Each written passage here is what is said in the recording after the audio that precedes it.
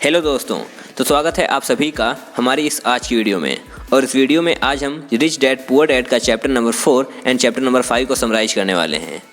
यदि आपने पहले के वीडियोस नहीं देखे हैं तो आप ऊपर आई बटन में या फिर डिस्क्रिप्शन बॉक्स में जाकर देख सकते हैं, क्योंकि ऐसे आपको ये वीडियो समझ में नहीं आएगा। आपको chapter number 1, chapter number 2 and chapter number 3 की भी समरी को सुनना और समझना पड़ेगा। और यदि आप ऑलरेडी उस समरी को सुन चुके हैं और समझ भी चुके हैं तो बहुत ही अच्छी बात है। तो चलिए बिना किसी देरी के समरी को हम शुरू करते हैं।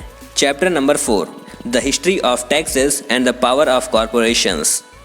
कई लोग रॉबिन हुड को एक नायक के रूप में देखते हैं क्योंकि वह अमीरों से लेते हैं और गरीबों को देते हैं, बट रिच डैड उन्हें मूर्ख समझते हैं। उन्होंने रॉबिन हुड को धूर्त कहा है। हालांकि लोकप्रिय धारणा यह है कि अमीरों को करों में अधिक भुगतान करना चाहिए और गरीबों को देना चाहिए। वास्तव में यह मध्यम वर्ग में है जो भारी कर लगाया जाता है, विशेष रूप से शिक्षित ऊपरी आय मध्यम वर्ग। यह समझने के लिए कैसे होता है, रॉबर्ट करों का एक संक्षिप्त इतिहास देता है। इंग्लैंड और अमेरिका में मूल रूप से कोई कर नहीं थे। 1874 में इंग्लैंड ने अपने नागरिकों पर इनकम टैक्स को स्थायी रूप से लगाया। अमेरिका में वह भूमि जहां चाय पर एक कर बोस्टन टी पार्टी ने विरोध किया और 1913 में 16वें संशोधन को अपनाने में क्रांतिकारी युद्ध को अपनाने में मदद की, ने आयकर को स्थायी कर दिया। ये देश बहुमत से स्वीकार किए गए करों को प्राप्त करने में सक्षम थे क्योंकि उन्हें पहले अमीरों के खिलाफ लगाया गया था। हालांकि आयकर को अमीरों को दंडित करने के लिए डिजाइन किया गया था, लेकिन यह उन लोगों को दंडित करता है जिन्होंने इसे वोट दिया था, गरीब और मध्यम वर्ग। रिच डैड ने समझाया कि वह और पुअर डैड बिल्कुल विपरीत हैं। गरीब कर्मचारी एक सरकारी कर्मचारी के रूप में पुरस्कृत किया जाता है यदि वह पैसा खर्च करता है, लेकिन अमीर पिता के लिए जितने कम लोगों को उसने काम पर रखा और जितने पैसे उसने खर्च किए उतने ही वह उसके निवेशकों द्वारा सम्मान करते थे। गरीब पिता का मानना था कि सरकार को लोगों की मदद करनी चाहिए। उन्होंने और रॉबर्ट की मां ने मलेशिया, थाईलैंड और फिलीपींस जाने के लिए स्वयं सेवकों को प्रशिक्षित करने के लिए पीस कॉर्प्स के लिए काम किया। वे हमेशा अधिक अनुदान की मांग कर रहे थे और बजट बढ़ रहा था ताकि वे अधिक लोगों को काम पर रख सकें।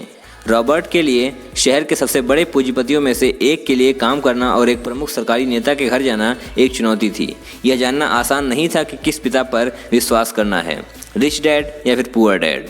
लेकिन समय के साथ जैसा कि रॉबर्ट ने करों के इतिहासों का अध्ययन किया, उन्होंने एक दिलचस्प परिप्रेक्ष्य देखा। जैसे ही पैसे के लिए सरकार की भूख बढ़ी, मध्यम वर्ग पर जल्द ही करों को लगाया जाना आवश्यक था और वहाँ से यह नीचे गिरता रहा। लेकिन अमीरों ने एक मौका देखा क्योंकि वे नियमों के एक ही सेट से नहीं खेलते हैं। नौकायन के दिनों में लोकप्रिय होने वाले निगमों ने एक कर की पेशकश की। कानूनी कॉर्पोरेट ढांचे को समझते हुए अमीर के आसपास एक मजबूत लाभ का रास्ता दिया और उन्हें बुद्धिजीवियों को बाहर करने की अनुमति दी। सरकारी आदर्श यह है कि अधिक धन होने से बचें। यदि आप अपने आवंटित धन को खर्च करने में विफल रहते हैं तो आप इस अगले बजट में खोने का जोखिम उठाते हैं। दूसरी ओर व्यावसायिक लोगों को अतिरिक्त धन होने के लिए पुरस्कृत किया जाता है और उनकी दक्षता के लिए उनकी सराहना की जाती है। और जैसा कि सरकार ने अपना आदर्श जारी रखा और अधिक से अधिक धन, अधिक करों इस समय मध्यम वर्ग पर खर्च किया और अंततः गरीबों की ज़रूरतें पूरी करीं। एक निगम केवल एक कानूनी दस्तावेज है जो एक कानूनी इकाई बनाता है। यह वास्तव में एक चीज़ नहीं है, न ही कोई कारखाना या लोगों का समूह, लेकिन यह व्यक्तियों की तुलना में कम आयकर दर प्रदान करता है और कुछ खर्चों का भुगतान पूर्व कर डॉलर के द्वारा निगम द्वारा किया जा सकता है। यदि वे जो उठकर अपनी नौकरी पर काम करते हैं और करों का भुगतान करते हैं तो केवल अमीर ही खेल को खेल सकते हैं, वे भी समझ सकते हैं। समस्या यह है कि आप एक नौकरी में जितना कठिन काम करेंगे उतना ही आपको सरकार को भुगतान करना होगा। करों ने बहुत लोगों को दंडित किया जो उन्हें वोट देते थे। अमीरों को दंडित करने का प्रयास शायद ही कभी किया जाता है क्योंकि अमीर अपने कर के बोझ को कम करने के तरीके खोजते हैं। ऐसा ही एक तरीका आंतरिक राजस्व संहिता की धारा 1031 है, जो एक विक्रेता को अचल संपत्ति के एक टुकड़े पर करों को भुगतान करने में देरी करने की अनुमति देता है, जो कि अचल संपत्ति के अधिक महंगे टुकड़े के लिए पूंजी विनिमय के माध्यम से बेचा जाता है। जब तक आप मूल्य में व्यापार करते रहते हैं तब तक आप लाभ पर टैक्स नहीं लगाएंगे। जो लोग इन बचत का लाभ नहीं लेते हैं वे अपने परिसंपत्ति स्तंभ का निर्माण करने का एक मौका खो रहे हैं। मीन्स जो लोग इसका फ़ायदा नहीं उठाते हैं वो अपने एसेट्स को बिल्ड करने का एक मौका खो रहे हैं। सभी वर्षों में रॉबर्ट के रिच डैड उनका मार्गदर्शन कर रहे थे। वह उन्हें सिखाने की कोशिश कर रहे थे कि ज्ञान ही शक्ति है और पैसे के साथ महान शक्ति आती है जिसे इसे बनाए रखने और इसे गुणा करने के लिए सही ज्ञान की आवश्यकता होती है। उस ज्ञान के बिना दुनिया आपको घेर लेती है। अपने मध्य 20 के दशक में जब वह सिर्फ मरीन कॉर्प्स से बाहर थे और जेरॉक्स के लिए काम कर रहे थे, तो रॉबर्ट इस बात से निराश थे कि उनकी तनख्वाह कितनी निकाली गई थी। इसने उन्हें 1974 में अपना पहला निगम बनाने के लिए प्रेरित किया और रियल एस्टेट में निवेश करने के लिए जितना संभव हो उतना पैसा इकट्ठा करने के लिए अपनी दिन की नौकरी में कड़ी मेहनत की। वह जेरॉक्स में शीर्ष सेल्समैन में से एक बन गया था और 3 साल से भी कम समय में वह जेरॉक्स में अपनी संपत्ति रखने वाले निगम में अधिक बना रहा था। उनकी कंपनी ने उन्हें पहला पोर्स खरीदा, इस बात का सबूत की योजना काम कर रही थी। अमीर पिता से मिले सबक से उन्हें कम उम्र में ही रेड रेस से बाहर निकलने में मदद मिली और दूसरों को भी इस रेस से बाहर निकलने में मदद करना चाहते थे। फाइनेंशियल IQ या फाइनेंशियल इंटेलिजेंस वह है जो संभव बनाता है। यह 4 चीज़ों से मिलकर बना है: लेखांकन, निवेश, बाजारों को समझना और कानून। लंबी अवधि के धन की बात आने पर उस कानूनी लाभों को समझना गहरा है। उदाहरण के लिए एक निगम करों का भुगतान करने से पहले खर्चों का भुगतान कर सकता है, जबकि एक कर्मचारी को पहले कर लगाया जाता है और जो कुछ बचा है उस पर खर्च करने का प्रयास करना चाहिए। हवाई में बोर्ड मीटिंग, कार भुगतान और बीमा और हेल्थ क्लब सदस्यता निगम के लिए पूर्व कर खर्च हो सकते हैं। निगम मुकदमों से कानूनी सुरक्षा भी प्रदान करते हैं। जब कोई व्यक्ति किसी अमीर व्यक्ति के खिलाफ मुकदमा करता है तो उन्हें अक्सर कानूनी संरक्षण की परतों के साथ मुलाकात की जाती है और अक्सर ऐसा लगता है धनी व्यक्ति वास्तव में कुछ भी नहीं का मालिक है। वे सब कुछ नियंत्रित करते हैं लेकिन कुछ भी नहीं। रॉबर्ट उन लोगों से आग्रह करता है जिनके पास निगमों के लाभों और सुरक्षा के बारे में अधिक जानने के लिए वैध संपत्ति है। गैरेट सटन की किताबें कई ऐसी हैं जो मदद कर सकती हैं। अगर इन सभी बातों को समराइज किया जाए तो बिजनेस ओनर्स विद कॉरपोरेशंस, निगमों के साथ व्यापार मालिक। Number 1, earn, then spend and then pay taxes. But employees who work for corporations, but वो एम्प्लॉयज़ जो कॉरपोरेशन के लिए वर्क करते हैं, number 1 earn, then pay taxes and after that spend. तो यहीं पे समाप्त होता है हमारा चैप्टर नंबर 4 और अब शुरू करने जा रहे हैं हम chapter number 5, the rich invent money. Robert 2 विपरीत उदाहरण लेते हैं। पहला, कहानी अलेक्जेंडर ग्राहम बेल अपने उत्पाद की मांग से अभिभूत हो रही है और अपनी कंपनी को वेस्टर्न यूनियन को $1 लाख में बेचने की कोशिश कर रही है। वेस्टर्न यूनियन ने अवसर नहीं देखा और उसे ठुकरा दिया। दूसरा उदाहरण एक स्थानीय कंपनी के डाउन साइजिंग पर टीवी समाचार की रिपोर्टिंग है और एक कैमरा समाप्त होने पर अपने काम को वापस पाने के लिए एक प्रबंधक को भीख मांगना है। उसने सिर्फ एक घर खरीदा था और उसे खोने से घबरा गया था। भय और आत्मसंदेह हम सभी में है। रॉबर्ट 1984 से पेशेवर रूप से पढ़ा रहे हैं और इसे हजारों व्यक्तियों में और स्वयं में देख चुके हैं। हम सभी में ज़बरदस्त क्षमता है और हम सभी में आत्मसंदेह है। साहस ही सफल जीवन जीने में अंतर ला सकता है। रॉबर्ट ने कहा कि एक शिक्षक के रूप में यह उन छात्रों को देखने के लिए उनके दिल को तोड़ देता है जो उत्तर जानते थे लेकिन उन पर कार्रवाई करने से डरते थे। वित्तीय प्रतिभा को तकनीकी ज्ञान के साथ साथ साहस की आवश्यकता होती है। जोखिम उठाएं, बोल्ड रहें, अपने जीनियस को उस डर को शक्ति और प्रतिभा की सलाह में परिवर्तित करने दें जो कुछ को भयभीत करेगा, क्योंकि बहुत सारे इसे अपने पैसे आने पर सुरक्षित खेलते हैं। हमारी दुनिया में आगे कई बदलाव हुए हैं और अपने वित्तीय IQ को विकसित करने से आप उत्साह के लेंस के माध्यम से परिवर्तन के भविष्य को देख सकते हैं, न कि भयानक। आप उन अवसरों को देखेंगे और उन पर कार्य कर सकते हैं जो उन लोगों के विपरीत हैं जो अपने डर को किनारे पर रखने की अनुमति देते हैं, दूसरों को सक्षम रूप से आगे बढ़ते देखते हैं। जमीन 300 साल पहले धन थी, बाद में धन कारखानों और उत्पादन में था। आज धन जानकारी में है, लेकिन सूचना प्रकाश की गति से दुनिया भर में उड़ती है और परिवर्तन तेजी से और अधिक नाटकीय होंगे। नए बहुमंत्रियों की संख्या में नाटकीय वृद्धि होगी। इसमें वे भी होंगे जो पीछे रह गए। कुछ पुराने विचारों से चिपके रहते हैं और जब वे संघर्ष करते हैं तो प्रौद्योगिकी या अर्थव्यवस्था को दोष देते हैं। वे जो देखने में असफल होते हैं वह यह है कि उन पुराने विचार उनकी सबसे बड़ी देनदारी हैं। कुछ ऐसा करने का विचार या तरीका जो आज एक संपत्ति हो सकती है, आज नहीं है। कुछ लोग खेल से प्यार करते हैं, कुछ लोग इससे नफरत करते हैं और अन्य लोग इस बिंदु को याद करते हैं। उसने उदाहरण में महिला ने यह देखने के लिए संघर्ष किया कि वह आमतौर पर संपत्ति के रूप में सोचती है, जैसा कि नाव उसके नकदी प्रवाह को नकारात्मक रूप से प्रभावित करती है। उसने कई चुनौतीपूर्ण कार्ड खींचे और एक भयानक खेल था। अंत में वह गुस्से में थी और उसने वापसी की मांग की, यह देखते हुए कि कैसे खेल ने उसे प्रतिबिंबित किया। खेल सिखाने को एक शक्तिशाली तरीका है क्योंकि वे व्यवहार को दर्शाते हैं और त्वरित प्रतिक्रिया प्रणाली है।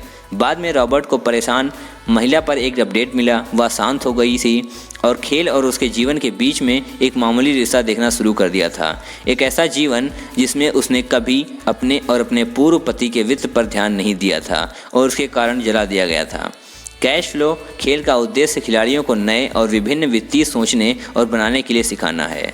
कुछ ऐसा आसानी से करते हैं, दूसरे संघर्ष करते हैं। जो रचनात्मक वित्तीय दिमाग रखते हैं वे रैट रेस में सबसे तेज भागते हैं। गेम खेलने वाले कुछ लोगों के पास बहुत पैसा है, लेकिन यह नहीं जानते हैं कि इसका क्या करना है।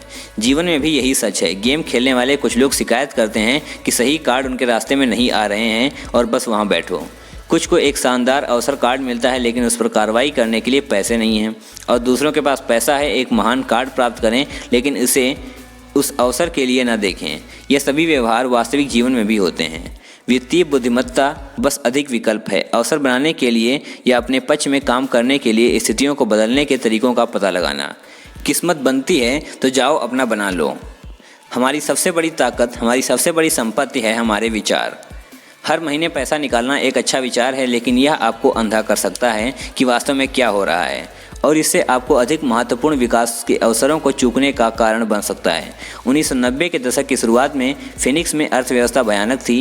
रॉबर्ट और उनकी पत्नी किम ने उस पर पूंजी लगाई, अचल संपत्ति में निवेश किया। उन्होंने नीचे दिए गए भुगतान के रूप में $2000 का उपयोग करके $20,000 के लिए $75,000 का घर खरीदने का एक उदाहरण दिया कि एक दोस्त ने उन्हें $200 के लिए ऋण दिया था।